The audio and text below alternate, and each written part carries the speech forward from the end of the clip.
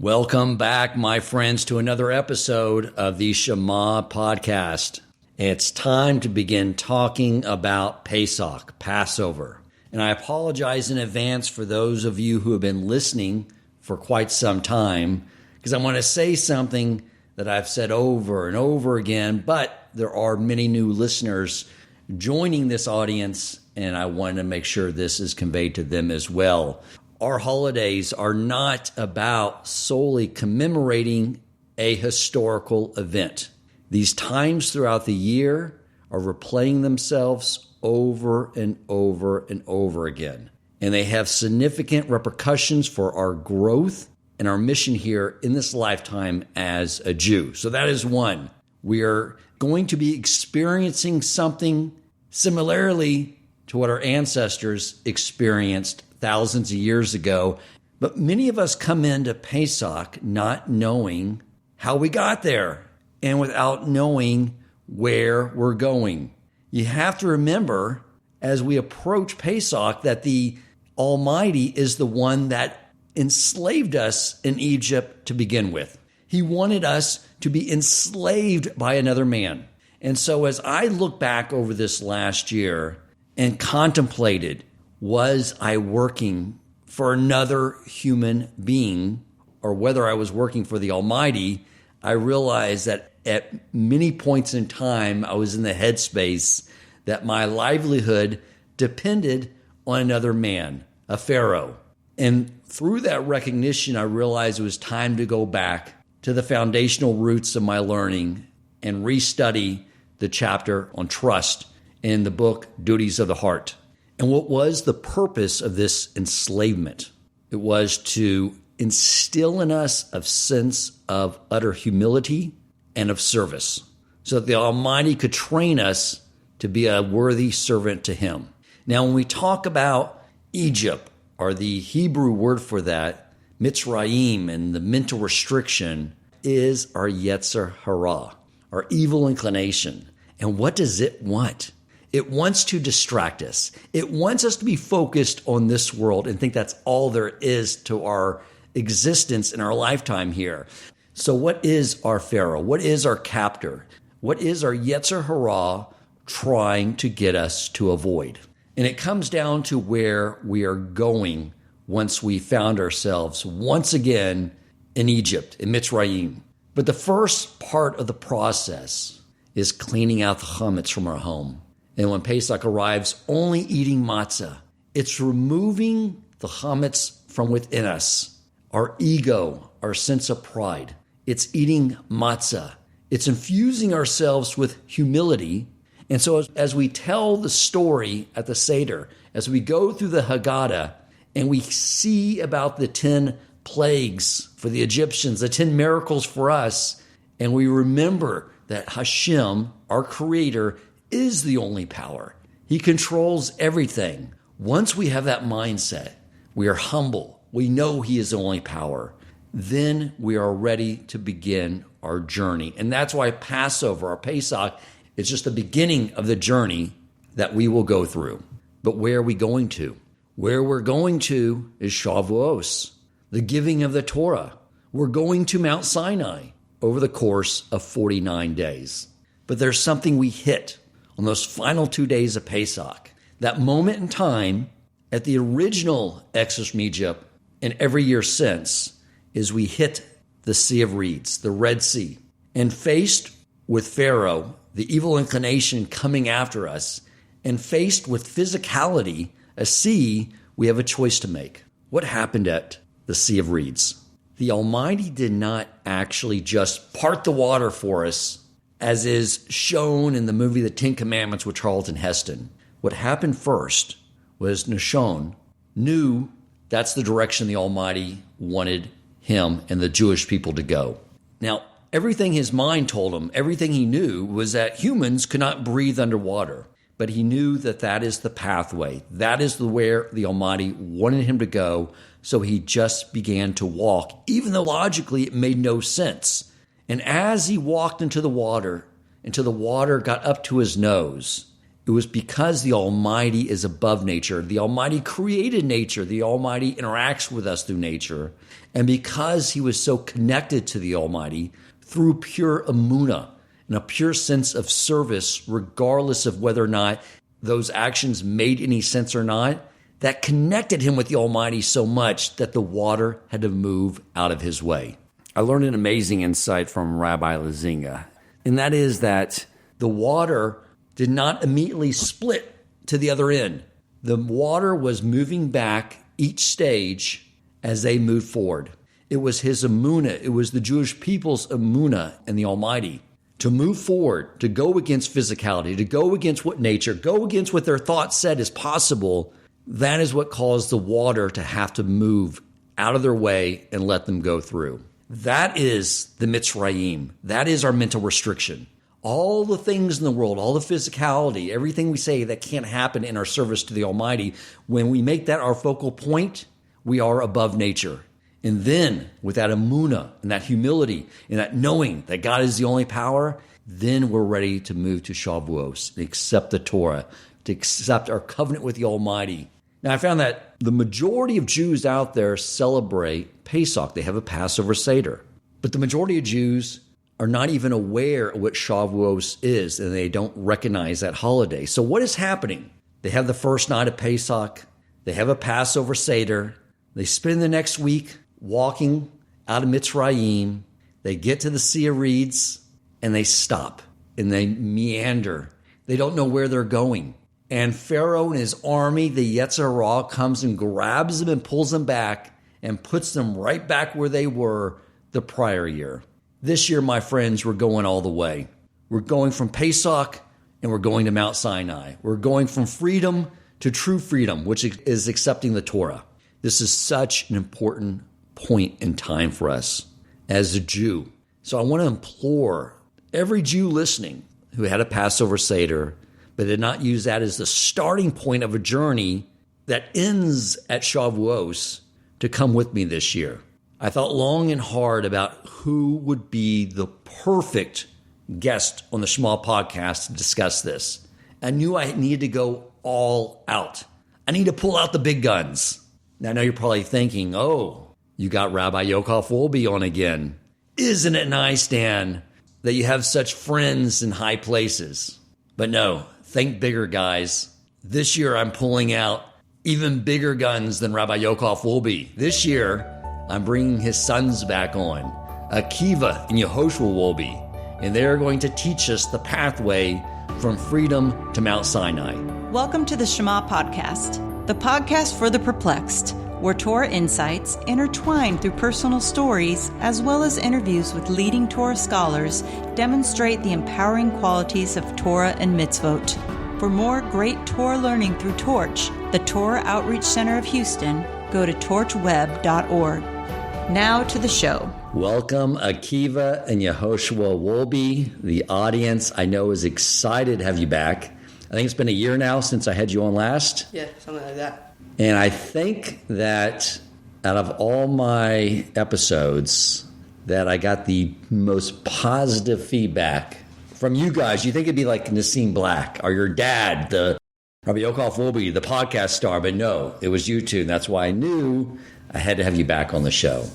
So probably a lot's changed over the last year.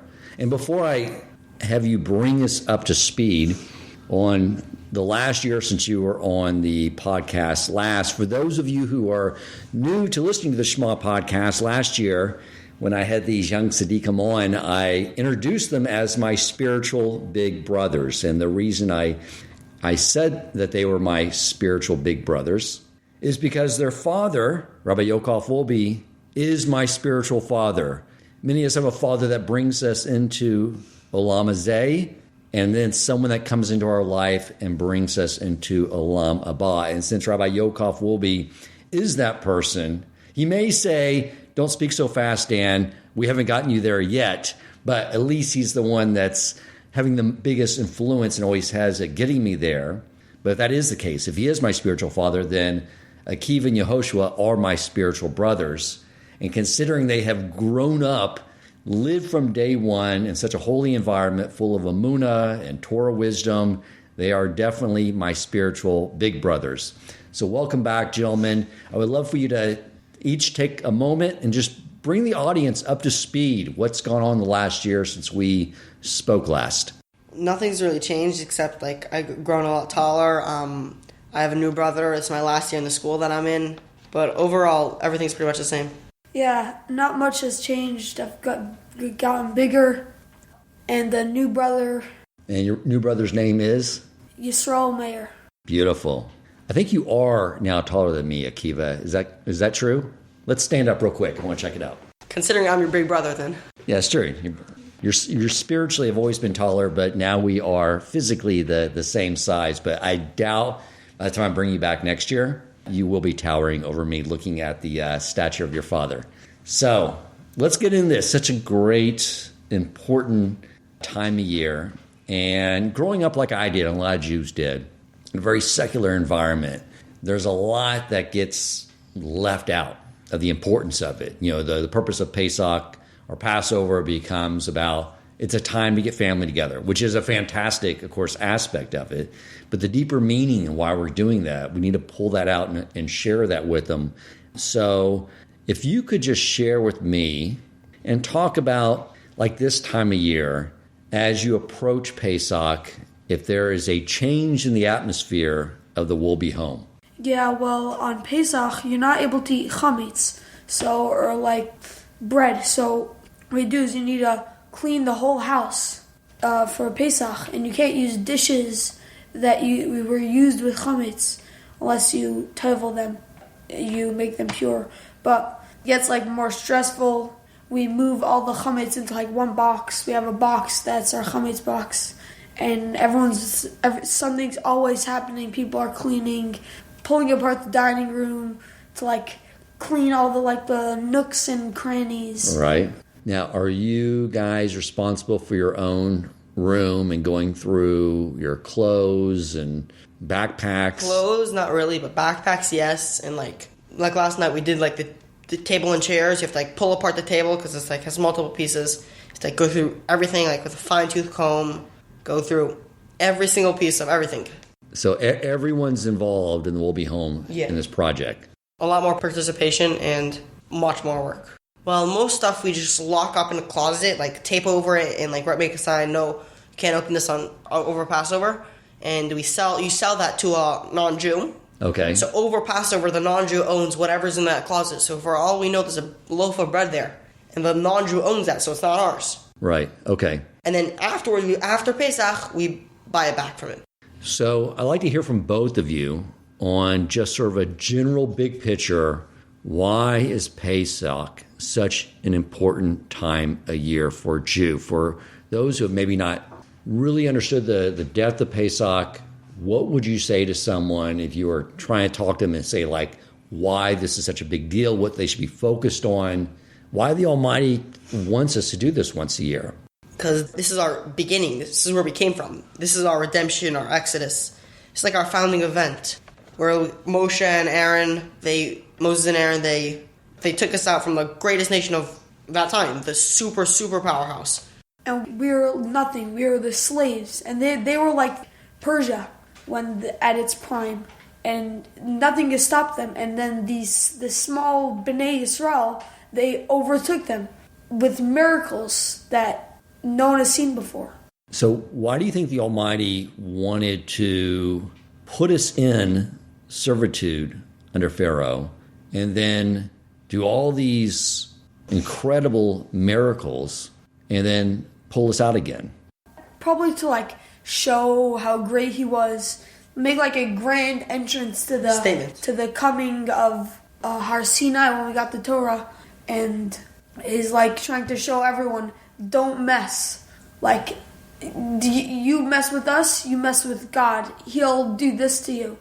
You're saying it basically shows, he wanted to show the Jews and the Egyptians. And everyone else what he could do. Yeah. Don't mess. He is the ultimate power.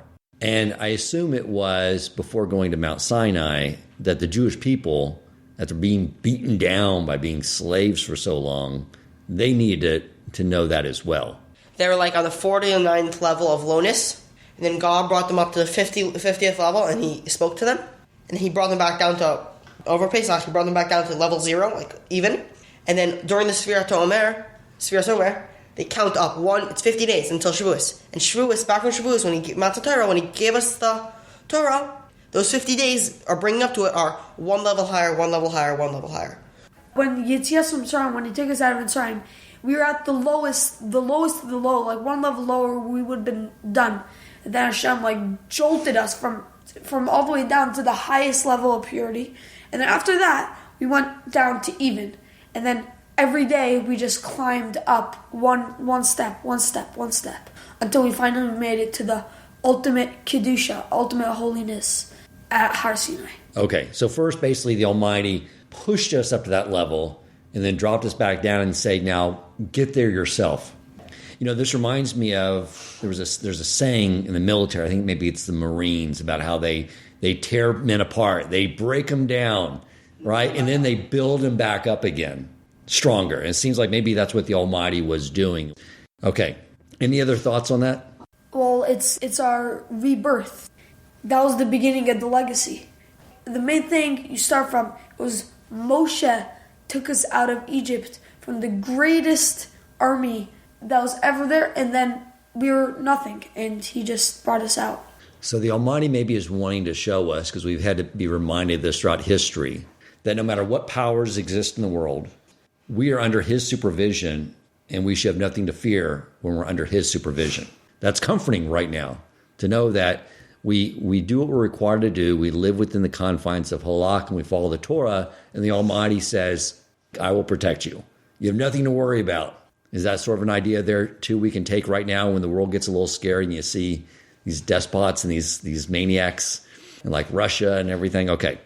Now, why is it called a Seder, which is the English translation I've learned is order? What is the purpose of to go and experience Pesach or Passover by having a Pesach Seder or order? You can look at it from it has many different facets. You can look at it from so many different ways, but I'm just going to say one way where you can just look at it and look at it as life. Life has its own crazy, seemingly crazy order, but it's really God orchestrating it the right way.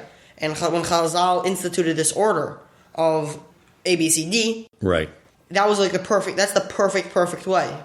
You can't add to it, you can't take from it. It's perfect, just like how God orchestrates our world. Yeah, but another easier way is there's no order. It's Kadesh, Orchatz, Karpas, etc. Right? You might say, we have to wait so long, we've read so many words, and then we have to eat. Why can't we just eat before everything? We're starving, right? Right. Because there's a specific order, and this order has to be followed. You sort of touched on this already.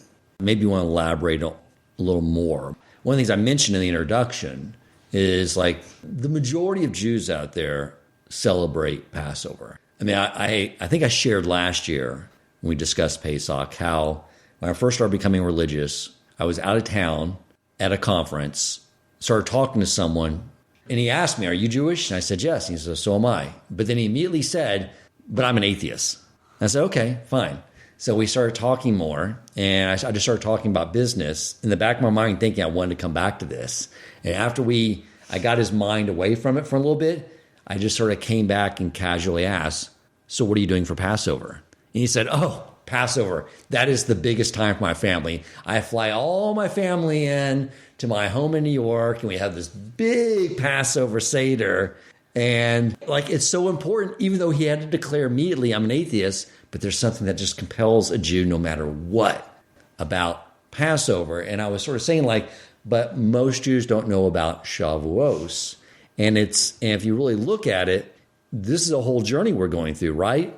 It starts with Pesach, but then it goes through to Shavous, right? It's these things are all connected to one another, and you sort of already discussed that, Akiva.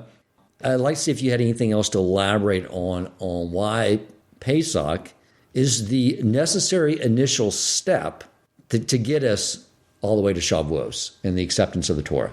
It's just a good way to start us off, having this abundance of miracles, and you see God's on your side.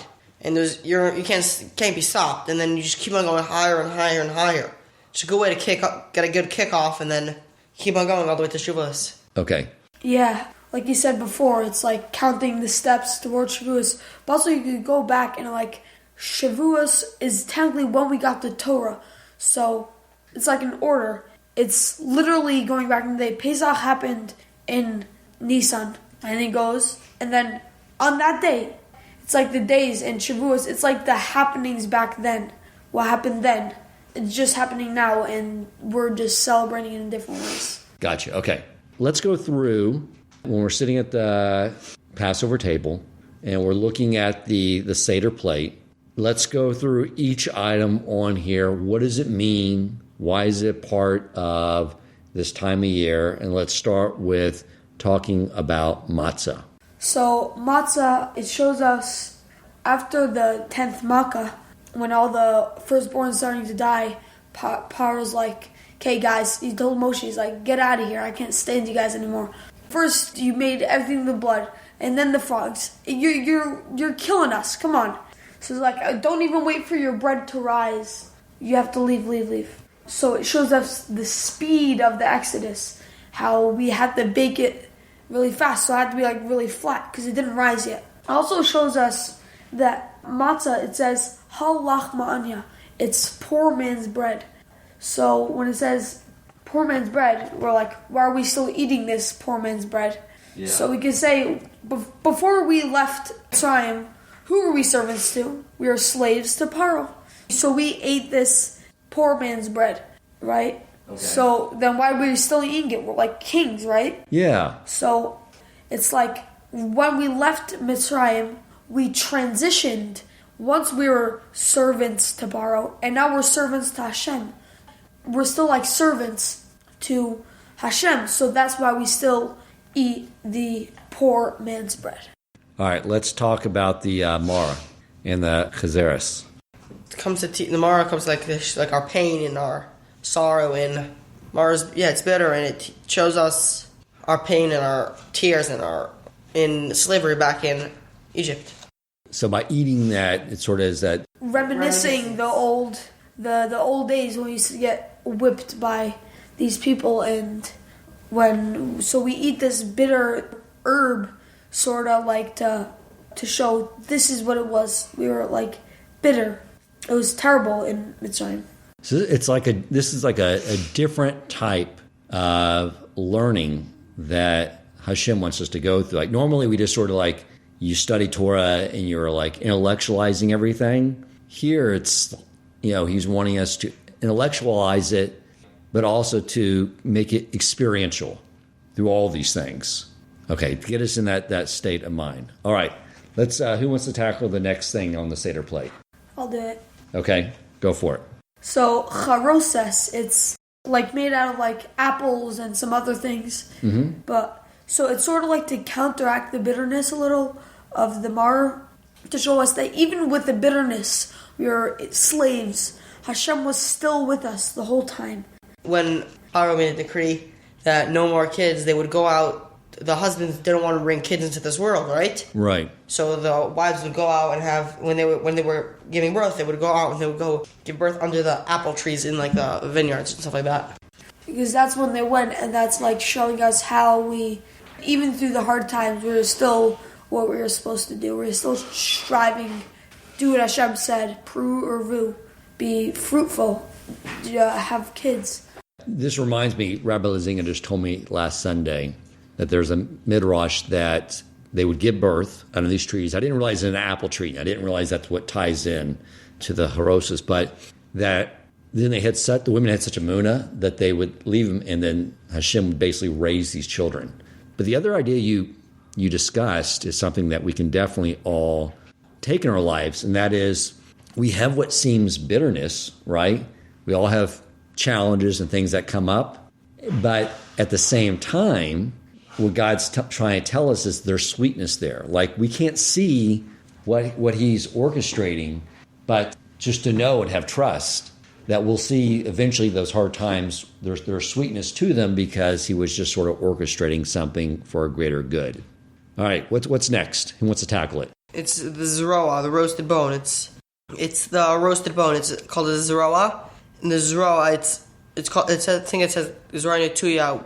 It says Hashem took us out with a strong hand. It was ran into it with an outstretched arm. So this like roasted bone sort of shows like the outstretched arm trying to bring us out. Okay. But also we can I think we can tie it into the Karban Pesach, the Pesach offering. Was there any significance to that particular animal that they brought as an offering? I think like they tied it to the bedpost, and then they put the blood over their doorways, and God knew once he saw the angel of death, I'm assuming, once he saw the blood stains over the doorways, he didn't, during the Makas Barchoros, the killing of the eldest son, he didn't touch them.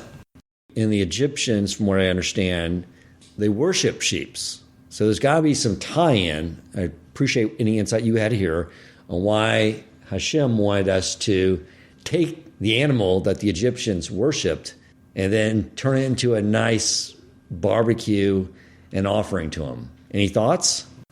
It's like we're killing your God. Look, your God is like a sheep that we eat. We're able to eat your God. Awesome. Who's got the next one? So the beitza is the roasted egg. So the roasted egg, that and the zroa, the bone, they're both remembrance for the 2 karbanos that we lost. The 2 karbanos that we weren't able to have, right? The chagiga and the karban pesach. The zroa is the bone, and that's for the karban pesach. And then the beitza, the egg, is for the lost chagiga. Now, there's something about the roundness of the egg. Have you learned anything about that we should be contemplating during Pesach? Maybe that like everything's like a circle. What goes around comes around. Yeah. The people on bottom, Hashem can make on the top, and the people on top, he can make on the bottom. And like that. Right, just like that. All right, so what's the last thing on the Seder plate that we need to understand, guys? It's karpas. It's one of the, not only is it one of like the sections, Kadesh or Chatz karpas, it means we take a non-bitter vegetable. It literally means celery. And I think we dip it like in salt water, just like during the Seder we do it also. But it's one of the orders. It's Kadesh, we do Kiddush, Orchatz, wash your hands. And don't say bracha. And then it's Karpas, you dip the vegetable into the salt water. And why is that? Why do we dip in salt water? Yeah. I think it's to remember our tears that we cried in Egypt. What's with making us remember such difficult times?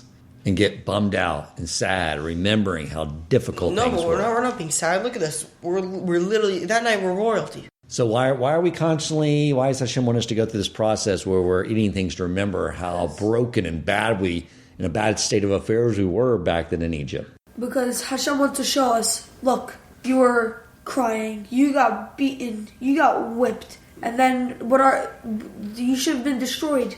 And now look what you are. You're spread across the whole world. It's not able to happen again.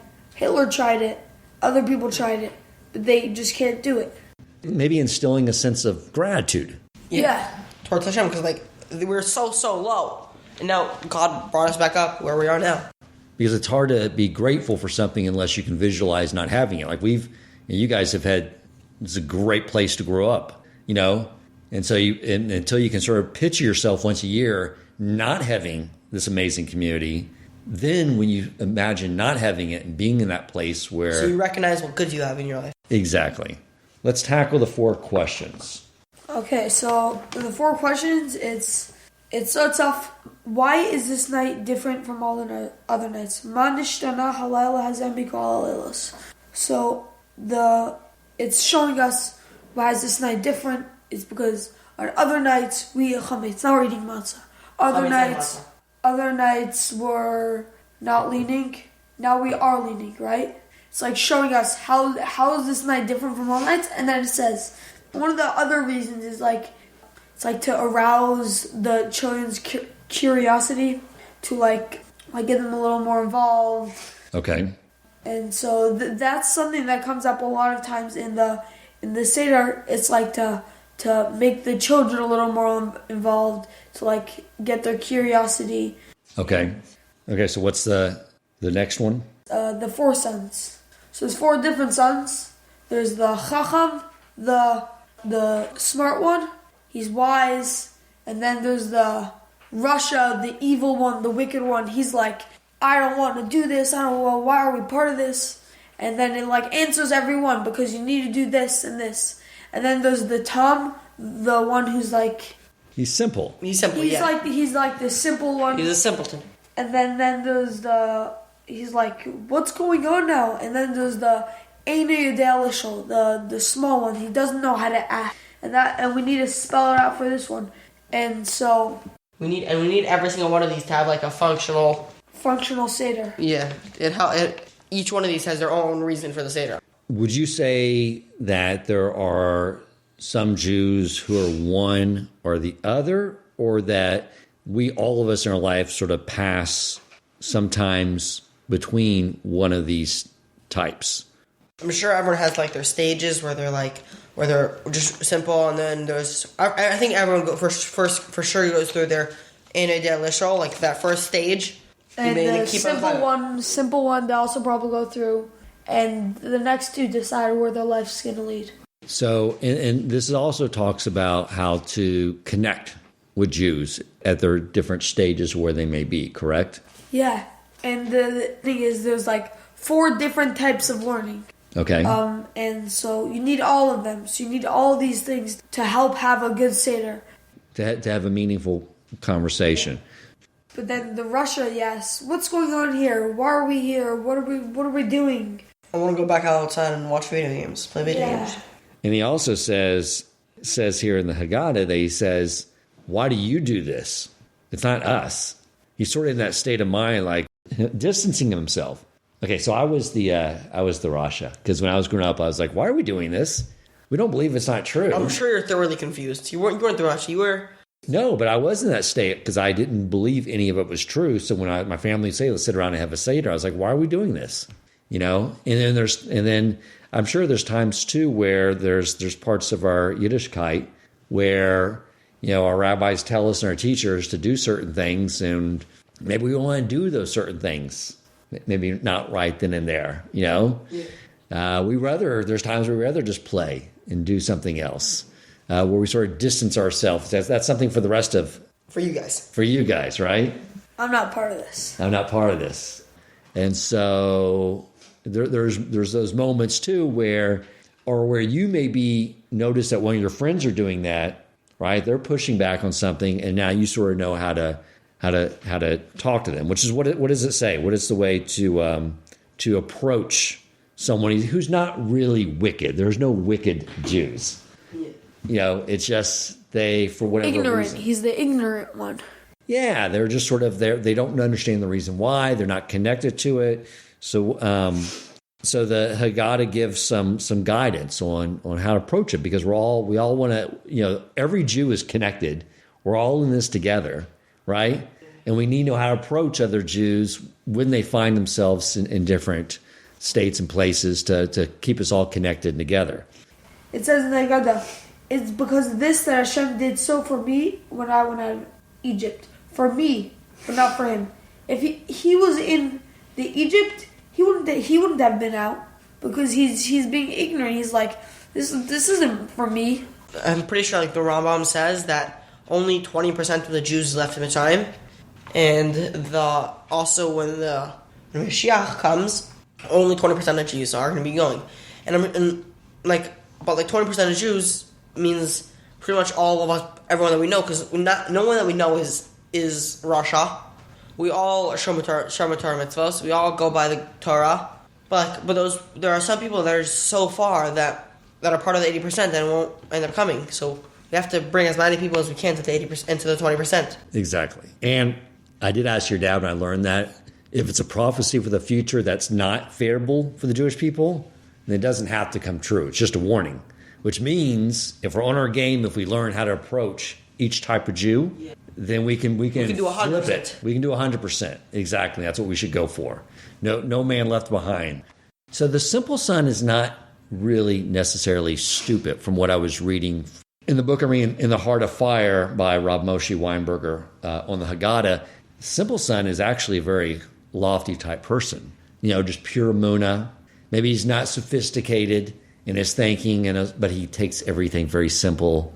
Appreciation, follows what Hashem wants.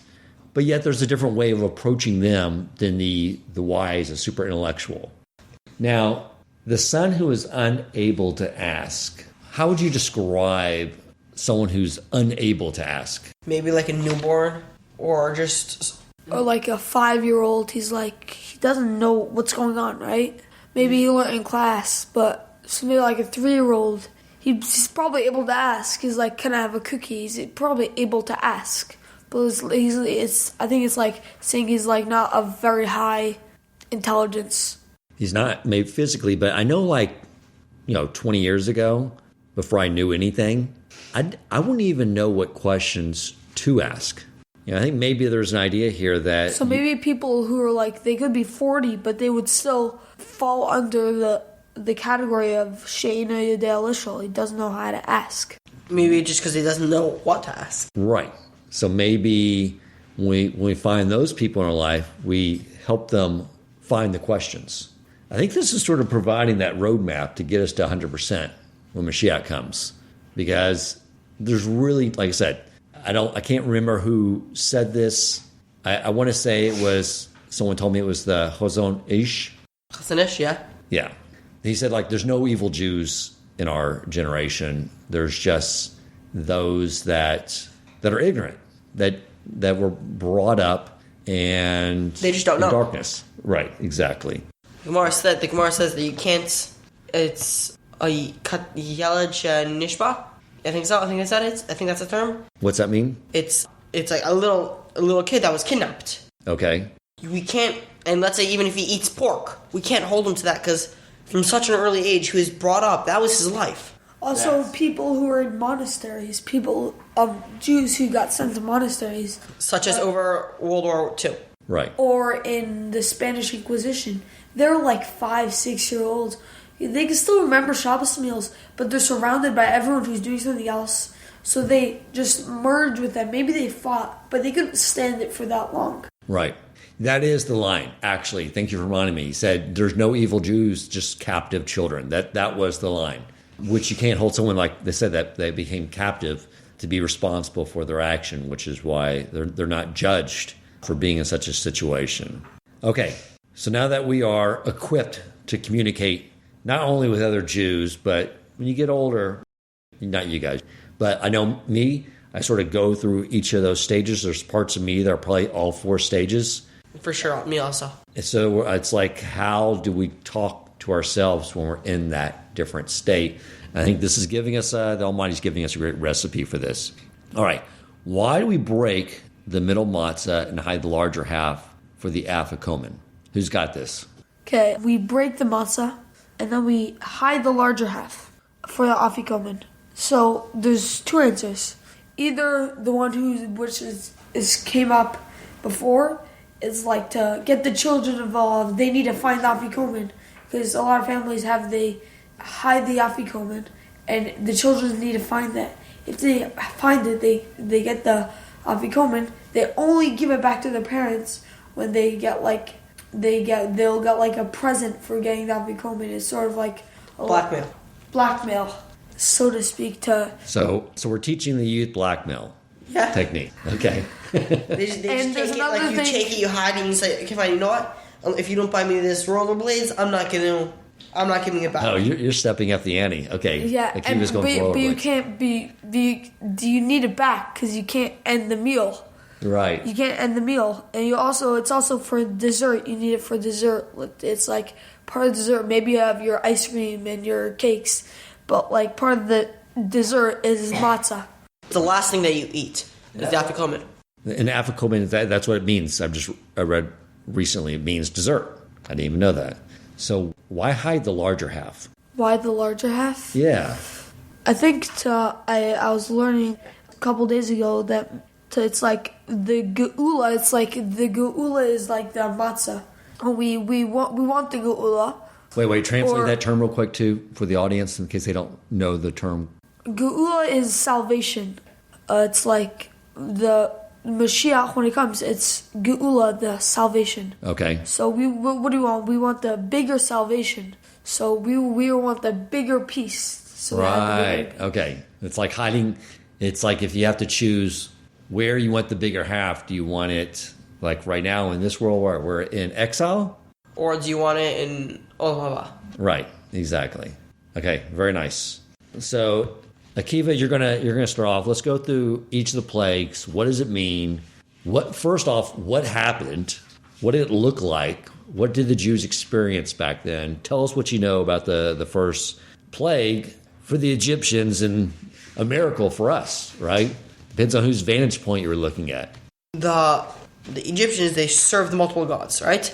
One of their gods was this Nile. It's a juggernaut of a river, and when they're serving this river and it's like they're mocking them. The Hashem's mocking the Egyptians by saying, "What? That's your god? Come on!" And he's just destroying one thing and the next. But like in the olden times, that's what their fields, their infrastructure, their everything. All their commerce was done through this. That's how they become wealthy. How do they water their fields? How do they take a bath? How do they take a shower? How do they brush their teeth? How do they go to the bathroom? All they did that was all because of this Nile. And once it does that, it hit a hard spot. Like it did some good damage. It collapsed. Their whole life ran on this Nile. Right. It was this whole idea of that was their source of all their tremendous wealth. They're the most wealthiest country in the world at the time. Yeah, but also there's with the thing, the Makkahs each were like for 6 days, right? Yeah. So what did Mitzrayim do for water? They needed water, right? So how do they live? They can't drink blood. So what they did is they would go to the Jews. Since the Jews, they drank, their water was water. Wait. Where do they get their water from? Even if they took it from the Nile, if they take a cup and they fill it up with blood from the Nile, it switches. It switches. So what they did to the kid, he's like, hey, I'll buy that water for 25 cents. It wouldn't work. But if he's like, hey, you see that massive water, the bottle of water that's this big? I'll give you $10,000 for it, right? Right. So he gave it to him. So he gave him, and then it'll turn to water. So another way that the Jews came out with like tons of riches, this was like a starting point to like make their bank account look a little. They're the only ones. It's like you guys always see these. The Egyptians wanted water; they had to come to the Jews, and that was it. Yeah, but the price were like exorbitant. The prices were like so blown up. It was like so expensive. The Jews were gouging them. Yeah. The poor Egyptians. Okay. Well, poor, really poor in multiple ways. Then plague number two is frogs. So after the blood, they're like, finally we got our water back. And then out of their beloved, now turned back to normal Nile River, came out this massive frog. Some people say it was like a crocodile, or there are crocodiles there, but we'll go with the frogs. It was one huge frog. Yeah. And so then Mr. Mike, what is this mutant giant frog doing here? So they took their sticks and they were smacking it. And then out of his mouth he like just spewing frogs everywhere, so many frogs. And there's so many frogs. And then they're like going everywhere. They're going into houses. You couldn't sleep. The croaking was like deafening, the noise. Why frogs though? Like maybe also like it's not. Like and frogs, there's also you don't think frogs. You don't think frogs are gonna like annoy you, right? A frog, okay, so kick it out of the way, right? Now imagine 100,000 of them. And that's in just your bedroom. They're like all over you. They're like crawling into your pajamas. You're scared. They were going into your bread. They would get baked. They would some of them would jump into the fire, and for Kiddush Hashem. And then there was like, and I don't remember, but something happened to those frogs. Yeah, I know. When Moses and Aaron, when Pharaoh was like, just get them out, go, get them out of here. Moses and Aaron's like, okay. They got rid of all the frogs, but then there's no frogs left, right? Then all the ones that went into the fire, they came coming right back out. So it's not like they didn't die. What happened there was like a mystery. Wow, amazing. Okay, what's next? Lice. Lice is like, it's kinim. It's if you ever had like an itch, you just itch it. Okay, tomorrow it's gone. but they literally went inside their bodies. So those are itches you cannot itch. Oh, that'd be miserable. It was. And there were millions of them. And also... They were the size of eggs, supposedly. Like eggs or olives, I don't remember. Olives, I'm pretty sure. Because they're small, and there were millions of them. So, and it shows us how many lice were there. There were like so many, it was like a foot, and you couldn't like get down to the ground. You were like walking on lice. Oh, okay. And also, Yaakov, when he died, he didn't want to be buried in Mitzrayim. There are like 3 reasons, I think. One reason was that when Techias HaMesim at Mashiach, when all the dead people will come alive, then he didn't want to roll all the way to Eretz Yisrael. So he wanted to be buried in Eretz Yisrael. Another reason is when Kinim, lice, he didn't want lice to be crawling over him. And then the third reason is because he didn't want the Mitzrayim to worship. Okay, wonderful. Wild beasts. What type of wild beasts? All sort of animals. Any animal you can think. Every single animal in the world, I'm pretty sure. Tons of animals. I think there were also some that were not ever seen before. When I went to Disney with my family, we stayed at Animal Kingdom Resort. You walked out on your balcony and there was giraffes and all these animals going around. That was pretty cool, but this doesn't sound as pleasant as that. Imagine they're trying to kill you and they're like lions. Going 40 miles an hour, they're chasing you. Right, okay. All right, in the pestilence, what is that? I think it like killed all their crops. And all their animals. Not crops, yeah, animals. All the animals that were outdoors. Moses and Aaron warned the Egyptians to like, keep your animals indoors, otherwise they're going to die. Very simple. And all their cows, all their infrastructure, it just... Was that the hail or was that the pestilence? Hail also killed everything else outside. No. Hail we'll talk about later. Okay, so the pestilence kills everything in the fields, destroys, again, their food supply. Not their food, their animals. Their animals, okay. Which is, the animals are their food supply. That's their well. That's where they get their clothing from and their food, the meat, the milk. Okay. Number 6 is boils. So, all the Mitzrayim, they had these massive boils all over themselves. And all the doctors, they're just pouring all their medicines. Nothing would affect this. Like, even if you knew how to cure one, I think there were 24 different types of boils. If you knew how to cure one, a different one, it made it worse. Okay. So anything you try just hurt more. And so, they have to beg Moshe, stop. And so, he stops it after, and soon later, it goes to number 7. Okay. Hail. When you see hail, it's like small, it's like marble-sized. It hurts if you're outside, but whatever, 5 minutes, 10 minutes is done. Yeah. But these hail, this is, I don't know how big it was. I think it was like the size of a refrigerator. Okay. It's big hail. It's very, very big. It just has like a refrigerator. That's huge. And inside of it, it defies nature. There's fire burning inside this encasement of ice. Ice capsules with fire inside. So it hits the ground, it cracks, and all these trees, everything gets burnt. Okay, so they're like being bombed. Pretty much. But now? And then all the animals that the Mitzrayim brought inside, the small amount of animals that they brought inside, they weren't born this time. So all the animals outside and the ones that were inside in the pestilence, they all died. So now they have no more animals. What's happening to the Jewish people? Jewish people are living life easy. Wherever they were staying. Goshen. Goshen was totally protected. Yeah. Nothing happened. Let's say non-Jew ran into Goshen because he's like, they're not getting in hell. I'll just go over and he walks into Goshen. Ice ball, hail flies on him, doesn't touch anyone else. Wow. Okay. All right. What's next? Locusts, number 8. So locusts, evening. Yeah. Sometimes there's a swarm. It like eats everything. Never seen locusts like these. These locusts, it's like you couldn't see. So many locusts. They like can't tell night between day.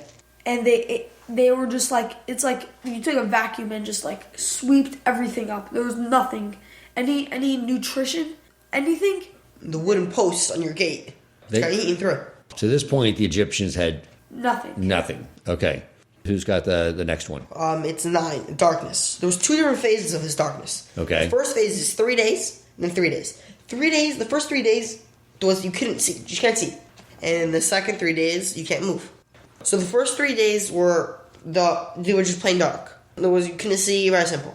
And the second set of 3 days, not only can you not see, but you couldn't move. And the Jews, they could just walk around, they see everything, and all the Egyptians' money is just lying there. Let me just go and just take. They just see. Hashem told the Jews, don't take it, just see. Okay, I see behind this picture, there's a safe. Cool. And it says the code, 9999, right? Right.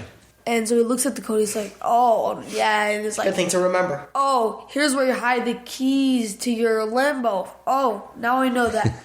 This is where you keep your gold. Okay, and that will help soon, as we'll see. So then in the final plague?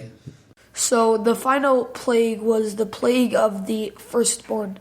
And then all the firstborns, every single firstborn in Egypt just died. In the middle of the night, they just all died. So Pharaoh, he runs to Moshe. He himself was a firstborn after all, so... Oh, he what? Pharaoh was a firstborn? Okay. He's like, Moshe, just get out of here, right? Don't even wait for your bread to rise. Gotcha. Get out of here, right? Okay. So he goes and Moshe's like, no, we're going to wait until the morning. Because we don't want to look like we're like robbers, like just like sneaking out in the middle of the night. Right. We want to look like we're like going out like style. So next morning, Moshe tells every Jewish person, go and remember in Choshech, you were looking at where everyone's money is. So go to that person where you saw his money is, and go say, hey, you know your safe behind the picture? Everything that's in it, give it to me.